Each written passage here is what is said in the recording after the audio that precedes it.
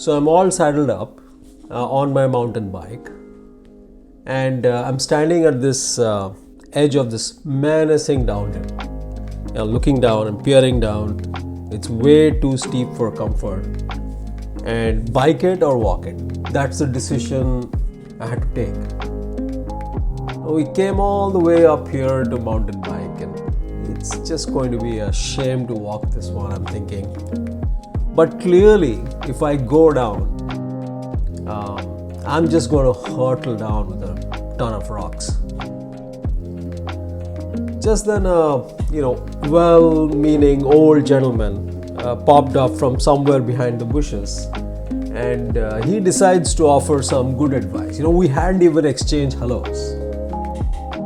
Way too steep. I wouldn't go down on one of those bikes if I were you, he's saying. And he repeats the same exact sentence maybe 3 or 4 times, much to our annoyance and adding to all our anxieties. I looked at the right edge of the slope. On one side there was a hill going up, and the other side it was a kind of a downhill slope, and yes, pretty much a cliff, right? One little slip and slide and you're going to go down hundreds of feet. I'm just thinking, watching what to do and trying to make up my mind, and Mike, our guide, he comes up from behind. Go for it. He's quietly prodding me, as I loosen my brakes gradually. Yeah, go, you can do it. I let the tires roll, my heart skipping multiple beats, right? I'm teetering at the edge of this slope, right? I had to decide really, really fast whether to bike it or walk it, as the slope was, slowly taking over my balance, right? As you let the brakes go, you pick up speed, and at some point you cannot brake anymore because you will topple if you brake. So these were the moments before you commit to something, like jumping off from a cliff.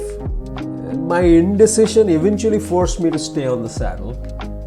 In a few sub-seconds, it was too late to jam the brakes. I was going.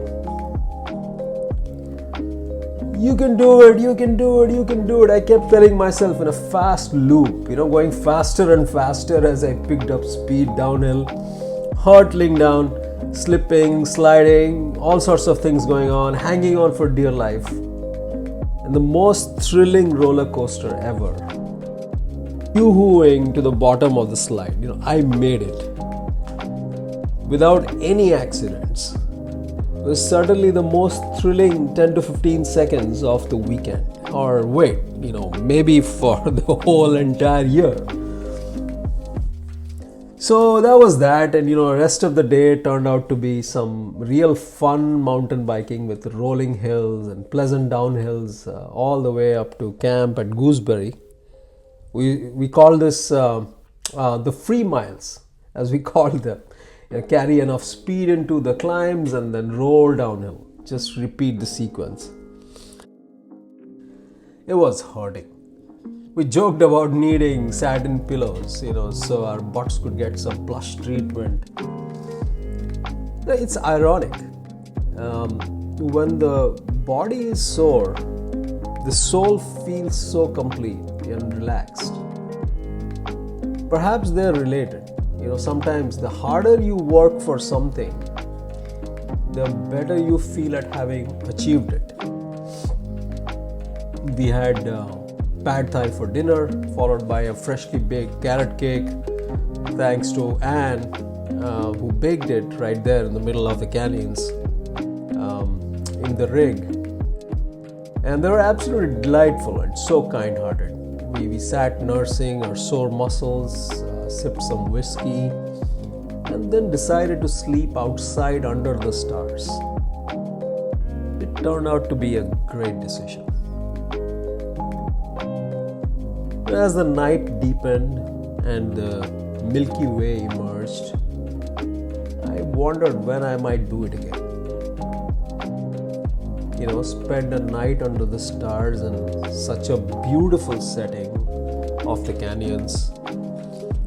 Feel the whole universe around me, twinkling and shining in the stars overhead, flowing in the breeze over my body, in the warmth of the sandstone underneath, and rustling in the wild junipers, expanding into a whole eternity all around, miles in all directions. I felt engulfed in the whole, like a drop sinking into a massive wave.